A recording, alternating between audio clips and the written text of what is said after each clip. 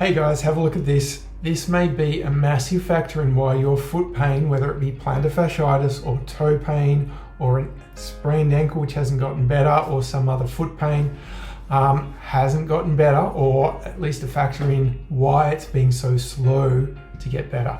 Look at this. Look at the color. We've got a pinky reddy ankle here and an area of inflammation coming out here. Look at the shape of the edge. Now come over here. Look at the shape of the edge and look at the color. Look at the color here and look at the color here.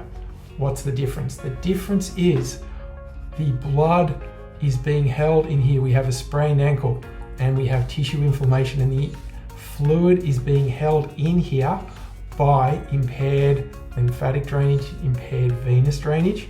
So this is sore. This isn't moving so well.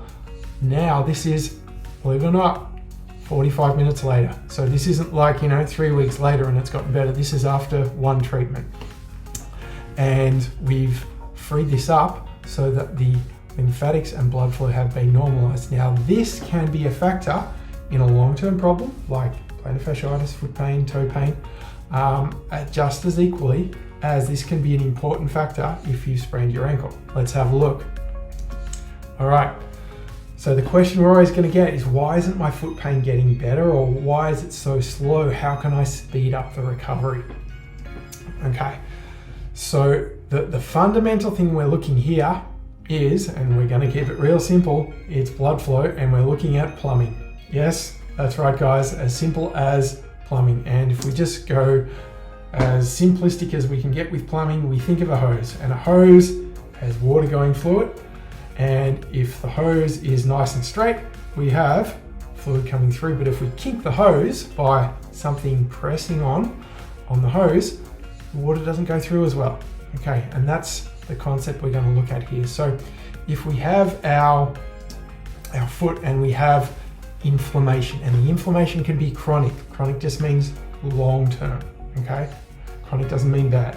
So if we have a longer term problem, weeks or months, and we go, it's not getting better, we can look at this and go, okay, how is the blood flow being impaired? And so why does that matter?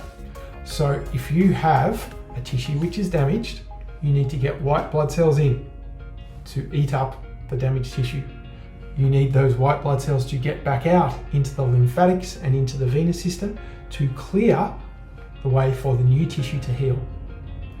If the fluid is just sitting in there, you have an impaired healing process because cells can't come in. The bad, we'll use the word, the rubbish, the damaged tissue metabolites cannot get out, and so you cannot heal as quickly. And if you're walking around on that all day, you're going to really slow your recovery down. So how do we do this? Whether it's an acute sprained ankle here, so obviously in this case, 45 minutes later, he could weight bear much better, so he could walk with less pain. He had more movement, purely because this fluid was getting out and the blood was getting in with the white blood cells, which could start that healing process more effectively. So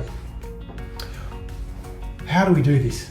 Okay, we've got to look for where are the hoses getting kinked. So we just have a little example here. We've got a fist kinking the hose, and in the body the same thing can happen.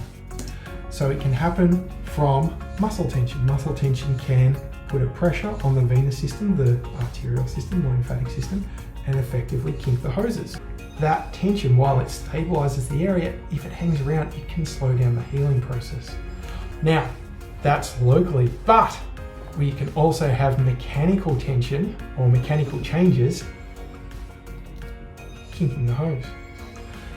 So if you have a lower back which has one hip tighter than the other, one side of the lower back tighter than the other, we put all our weight to one side, more weight's going through one leg, we can effectively start kinking up the hoses on one side, which if you've got a problem which is not getting better, like as I say, plantar fasciitis, foot pain, that sort of thing, that can effectively be kinking the hoses and impairing that healing process. So a distant problem can cause a local problem in your foot in terms of it getting better as quickly as possible. So And this principle can be applied to any foot problem, whether it be a recent one or a long-term one.